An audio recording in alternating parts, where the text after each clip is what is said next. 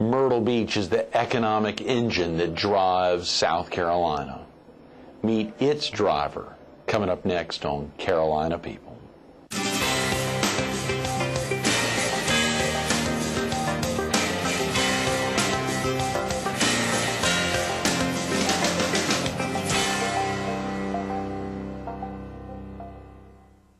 Good morning. Welcome to Carolina People.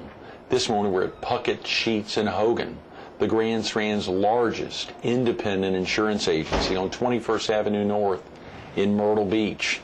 We're focused on the city of Myrtle Beach, and we're visiting with its city manager, Tom Leath. Good morning, Tom. Good morning. Good to see you. Thank you so much for coming in. Thank you for having me. On a Friday morning at 7. Of course, Puckett, Sheets & Hogan was so kind to open up an hour early to let us in. All week we've had some amazing folks. With Mary Martin, who was with us on Wednesday. You know, the district governor for Rotary over a 25-county area. Yesterday we had an attorney from Womble, Carlisle, Sandridge, and Rice with us. Earlier in the week, obviously, Mike helped kick off the week, and had a funeral director on Monday. Very interesting time. I don't know if you've ever caught any funeral directors talking about their activities, but a lot has to happen there. And, of course, a lot happening here at Puckett, Sheets & Hogan. Yeah. Are you originally from the area, Tom? No, I was born in Spartanburg, spent some time in Charleston as my dad went to medical school, but I grew up in Charlotte. In Charlotte, in the Tar State. Yeah. Oh, so you are a Carolina person. I am born and bred, yes. Hadn't moved far from home. Not at all. That's fascinating. And I think I saw you went to law school and were an attorney for a while.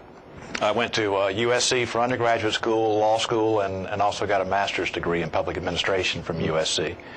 I worked for the state for a couple of years. In 1980, went to Bennettsville, practiced law for 5 years, and then 85 came to the beach. Mm-hmm. Had you always thought about being an attorney? I mean, is that something you thought about at an early age? You said your dad was a doctor? Yeah. Yeah, he was not real happy when I became an attorney. But no, I had not really thought much about it going into college. Right. Really wasn't much of a student. Oh, yeah. And so I didn't give a whole lot of thought to what was going to happen next year, much less, when I graduated. Right. And it just sort of came about, fell into place. I was going to law school and got sort of bored and started taking master's degree courses at night. Mm-hmm. So ended up with a master's degree, and so never really planned much ahead. A JD and a master's, that's tremendous. Of course, the activities of just trying to stay in law school, let alone get a master's at the same time, that's a great commitment. So you actually began to think while you were in law school maybe you'd want to get into public administration? Yeah, I really thought, once I got into law school, I really wasn't sure that I wanted to practice law. Mm-hmm. And so I started sort of thinking about what else could I do. Mm-hmm. We had some friends, and I didn't think about it at the time, but we had friends that grew up with whose dad worked for the city of Charlotte. Right. So I was exposed to the city, I think, through him, and that must have made more of an impression on me than I realized at the time. But looking back on it, I think that's where my impetus came from. Right. And so there was a joint degree program available to me. Right. I could take some law courses and credit that towards a master's and vice versa. Sure. Ended up saving about half a year of getting 2 degrees. So we did that. That probably helps a lot in your role as Myrtle Beach's city manager, in that with a legal background, being able to, and of course working in tandem with the city attorney, but being able to think about things from a legal perspective as well as just a general public administration's perspective.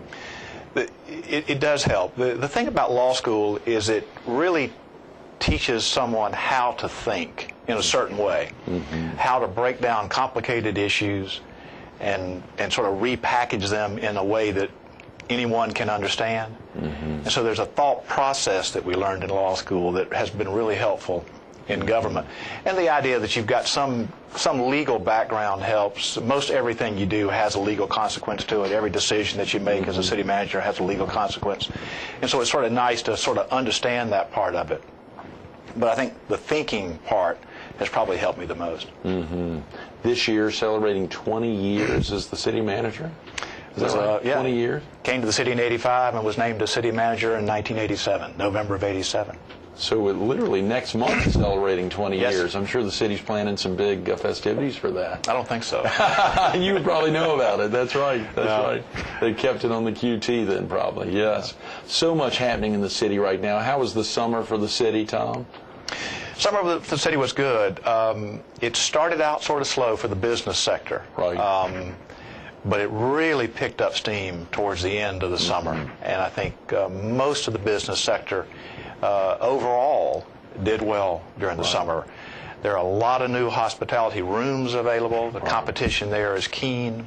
The growth in that industry or that segment for the individual hotels may not have been as much as they would have liked, but I think overall even they were for the most part pleased at the end of the summer. So last week we were filming at the Myrtle Beach Area Chamber of Commerce, and sitting there in the lobby on Wednesday and Thursday hearing Brad Dean talk about, in particular, a $10 million that had been raised locally to get a $5 million match from the state to help generate more of, as he said, and exactly what you just said, obviously more rooms in town, the need to get more heads in beds. Very important. Very important. Also, he talked about last Thursday night's the opportunity to get out to Family Kingdom, a real big highlight for the area. I think this summer recognized as one of the top 10 amusement parks. Top five in the country.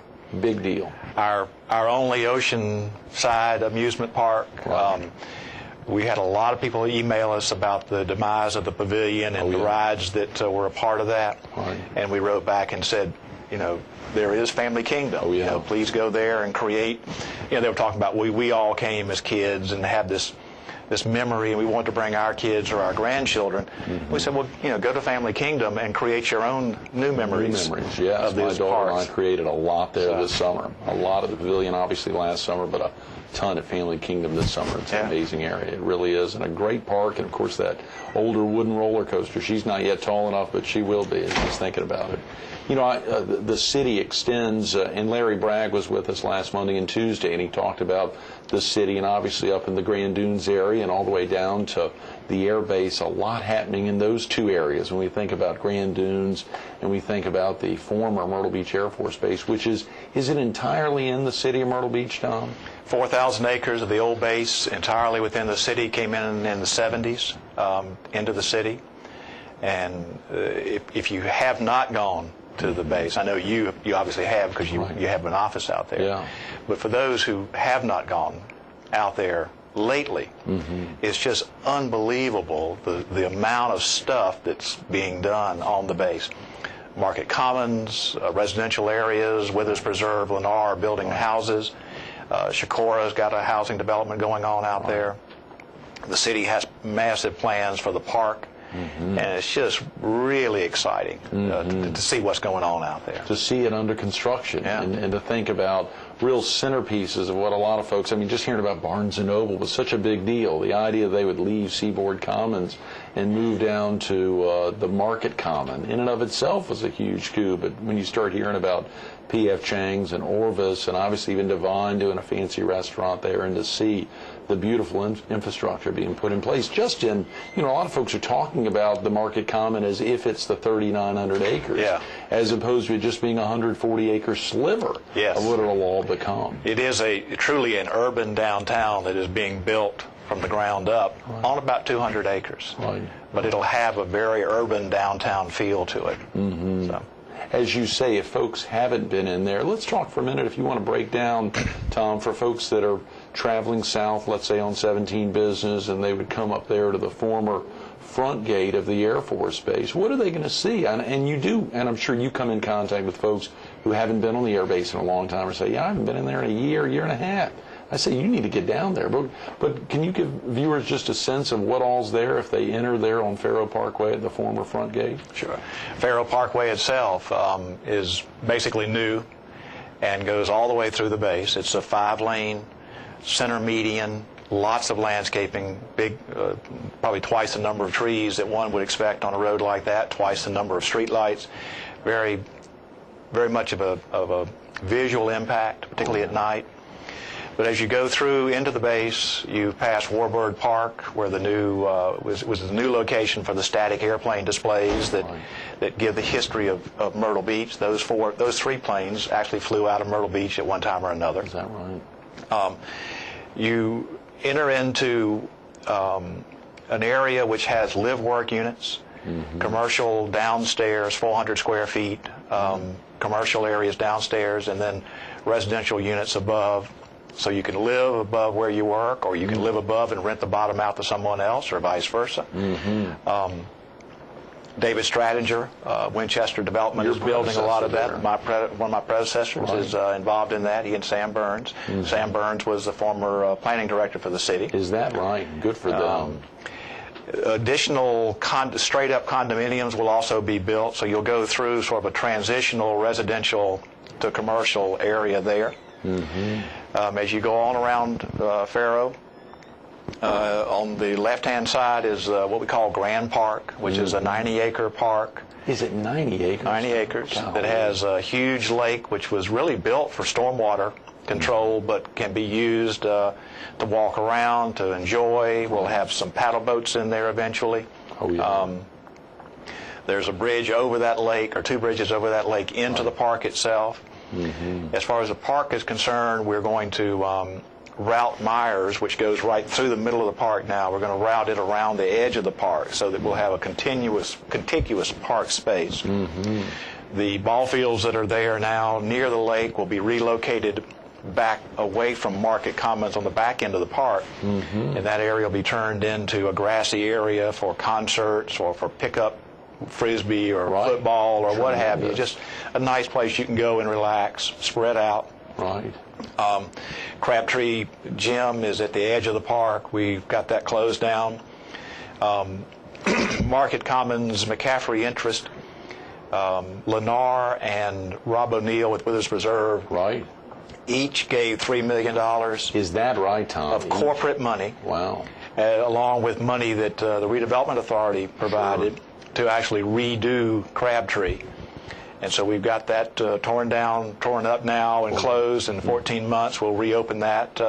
Brand new gymnasium, brand new handball courts. It's really going to be a nice facility. Oh, yeah. On the other side of Faro, across from Grand Park, is Market Commons. It is a commercial area that'll have some residential above. As you walk downtown, you'll have some apartments above the retail stores. But you mentioned a number of very exciting tenants that are already coming. As you go out towards the back gate on Faro, you begin to get into Withers Preserve, the Lennar development, Chicora development, and it's all residential, single family, some multifamily, small lots, big lots, just a full range of opportunities to buy property on the airbase and live there. As you go on further out, you could turn eventually into airport property, and then as you get out to the back gate, there'll be commercial areas out there that will serve both the internal airbase customers as well as people that come down the bypass. So it really is a neat thing. Now, Market Commons is scheduled to open April 08. So literally around the corner. 6 months away. We're going to open that up. It's amazing. They have continued to. Of course, I actually live out on the airbase in the former airbase housing out there in Seagate Village, and love that area.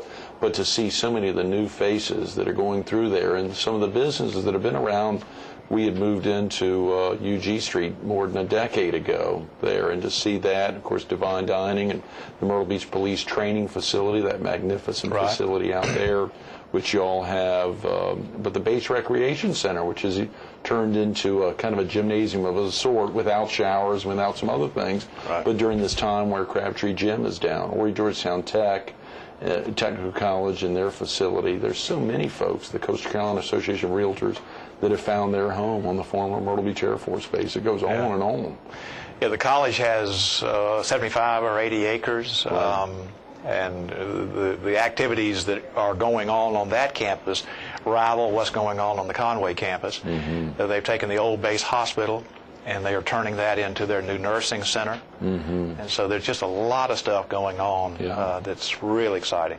Absolutely. Of course, on the opposite end of what we think of as Myrtle Beach, the Grand Dunes, that has really turned out to be a juggernaut for the area. Grand Dunes goes from the ocean across the waterway. You have hotel and residential units on the ocean. On the waterway, the Marina Inn and the marina itself. And then beyond that is golf course and residential. All that is inside the city. All of it? All of it's inside the city. There as it goes down the bypass towards 62nd. All of that is a part of the Grand Dunes master planning effort. Right now, the work is being done all at the marina, getting a building ready for Ruth Chris's Steakhouse. Across bypass from that, Lowe's food store is going to go in, sort of a fresh market kind of food store. Yeah. There is some activity going on the oceanfront still with some residential. And then ultimately all that will fill in with condominiums, both rentals and residential, some additional commercial. We're going to landscape Kings Highway and landscape the bypass. Burroughs and Chapin and the city are jointly planning those improvements to the roadways there. So a lot of stuff, good stuff going on up there as well. So we got bookends of great development on the city of Myrtle Beach. Very definitely throughout the city. So much happening. Diane Devon Stokes was with us a couple weeks ago talking about still the real cultural push and a lot happening within the city. Even before that, the week before, Charles Jones Evans was with us, just thinking about the significance of the Long Bay Symphony and the opportunities there at the Myrtle Beach High School, the Performing Arts Center there, just everything that keeps the Myrtle Beach name on it. It seems to remain very really keeping an up-tempo, upbeat atmosphere. It's we get knocked a lot for not having culture, but we really do. If you stop and think about all that we have in Myrtle Beach, we have a number of cultural opportunities and activities that go on, much more than what a normal 25,000 population city would have. That's right. That's right. How about yourself, Tom? We think about this position as city manager. Has that changed over the last 20 years, that role as city manager? You really act as the chief executive officer for the city. And we think about, of course, mayors like Mayor Riley down in Charleston, who's kind of a chief executive officer of a sort. He runs that city.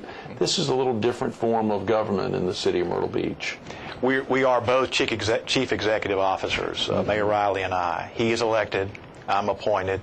There are three forms of government in South Carolina: the strong mayor, the manager, and the council form of government.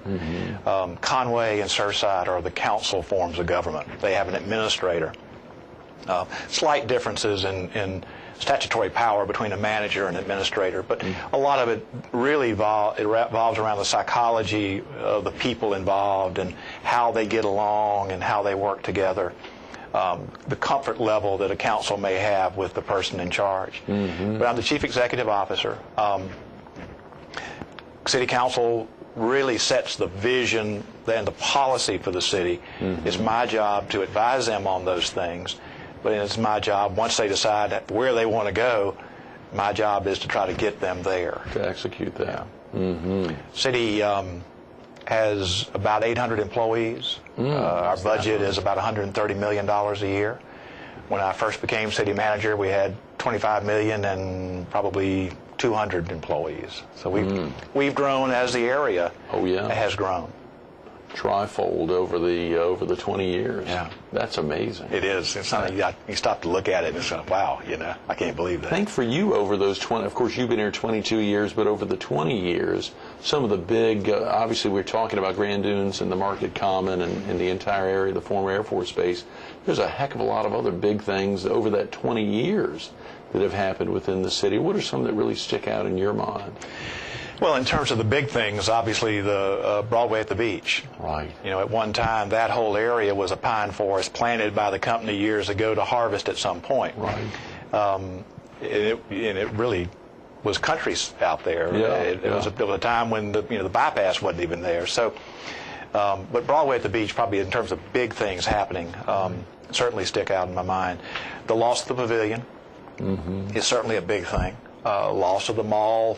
Replacement by the Grand Dunes Mall, Coastal Ground Mall. Right. Those are big things. But a lot of little things have happened, too, that I think are probably equally as important, and that is the neighborhoods. Myrtle Beach is a population of 25,000, was in 1985, 87, still is today. Still is, right. But it's important that those 25,000 residents have a voice and a say in what amounts to a business town. And so a lot of work has been done by the city and by residents in the neighborhoods to try to organize them into associations and hear from them on what they want Myrtle Beach to be, in addition to hearing from the Chamber and the Hospitality Association and all of that, trying to strike that balance between residential and business. I mean, we are a tourist town. Right, right. And our residents get a lot of benefit out of that. Lower taxes, a lot of things in terms of amenities they wouldn't ordinarily get. But it's still their home. And so there's a real balance that we strike there. Right. And we've done a lot to keep that balance that we're awfully proud of. Residents' biggest voice are the 7 council members, and obviously working through a lot of committees and administration bodies like the Community Appearance Board, lots of boards in the area that really make a difference. A lot of boards in the area. We want people to be involved. When we have when the planning staff goes out and holds neighborhood meetings or comprehensive planning meetings, we really want people to come and take part in that. Tell us what they want this city to be from a business perspective and a residential perspective. We don't have all the answers. Together we can work to find the answers and some solutions to their problems. Well, we need that involvement, and we welcome that. Whispering Pines Golf Course, a magnificent golf course right in the heart of Myrtle Beach, essentially on the south end, but still the heart. It's a city-owned golf course, I believe. City-owned golf course. We got that from the Air Force when the base closed. Right.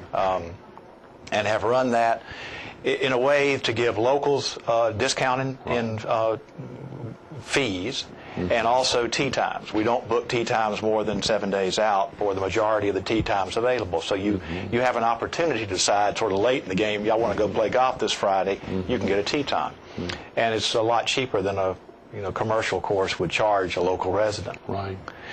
And in a way to show that course off, the mayor has a Mayor's Cup, which is coming up very shortly. Next weekend, that's right. Next weekend, October 12th. I think 11th, 12th, and 13th, or 12th, 13th, and 14th. Right. 12th, 13th, and 14th. Right. Friday, Saturday, and Sunday. That's a men's tournament. It has a seniors division as a part of that. We also have a ladies tournament coming up in November. The 11th of November. Right. It's not a captain's choice. It's the lowest. It's a real thing. Yeah. Lowest score wins the game. Yeah. And but it's a way for us to connect back to the community vis-a-vis golf, and it's also a way for us to showcase the golf course that we own. Oh yeah. I think you said the cutoff next Wednesday for the men's tournament. Yes, sir. And that folks needed a call. Was it 918-2305? That's Whispering Pines Golf Course number. Right. Call them, get an entry form, and enjoy 3 days of golf. Absolutely. And of course, if you wanted to call and learn more about the city, I think there's a main phone number.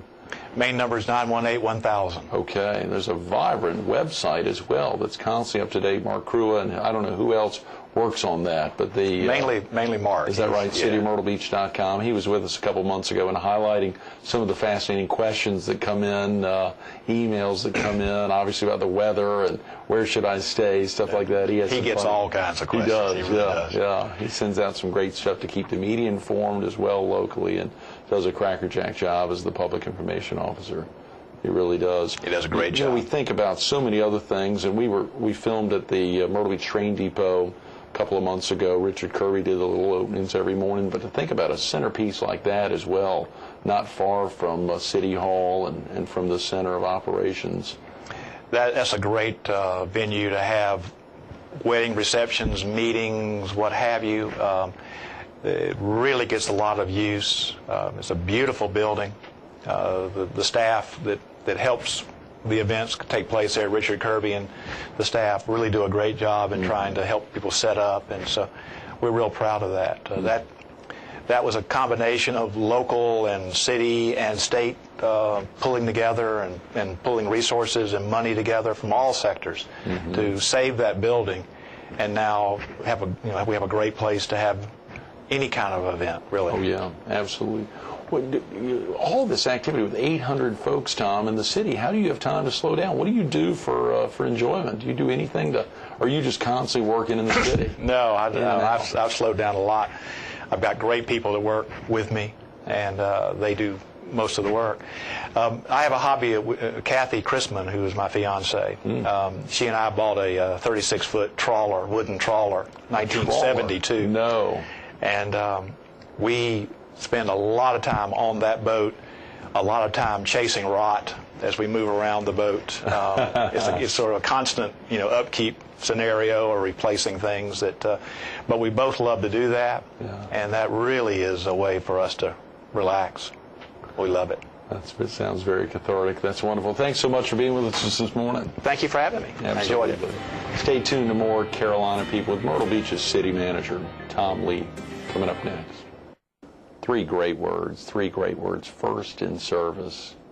First in service. The city, you heard Tom talk about it. Weren't those great words?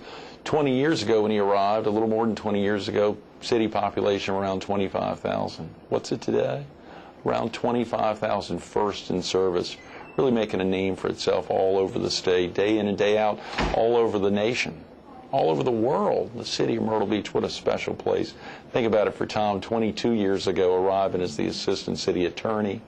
A year later, the assistant city manager. And then next month, celebrating 20 years as a city manager, this special city, the city of Myrtle Beach. It'll be highlighted next weekend in a golf tournament, the Mayor's Cup golf tournament.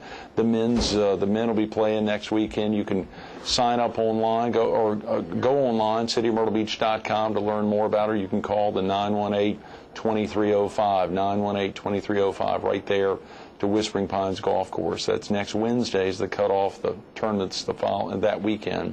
And then obviously the excitement a month later for the women's side.